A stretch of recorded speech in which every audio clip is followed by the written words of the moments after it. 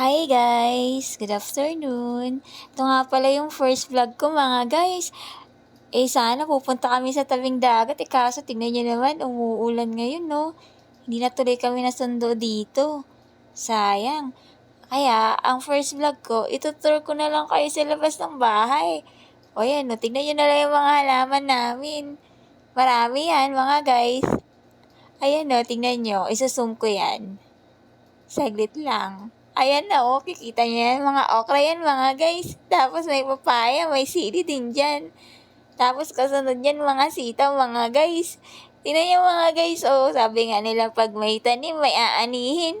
Kaso hindi ko alam kung kailan namin aanihin yan mga guys. 5 minutes later. 2 hours later. At ayan na nga mga guys, nagulat na lang ako. Meron nang tumatawag sa akin sa labas ng bahay para daw sa parcel. Ay nako, yung na namang isa, nagpadala na naman dito. Hindi ko nga alam kung ano to mga guys, tignan natin. Oh, para siyang wallet. Ayan oh. O kaya lagayan ng mga hindi ko na alam sasabihin ko mga guys. Para siyang lagayan. Ayan si Kulot, katabi ko tuloy. Ayan na. Oh. At ayan na nga, binuksan ko na mga guys. Ay, para siyang wallet.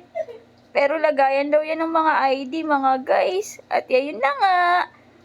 For today's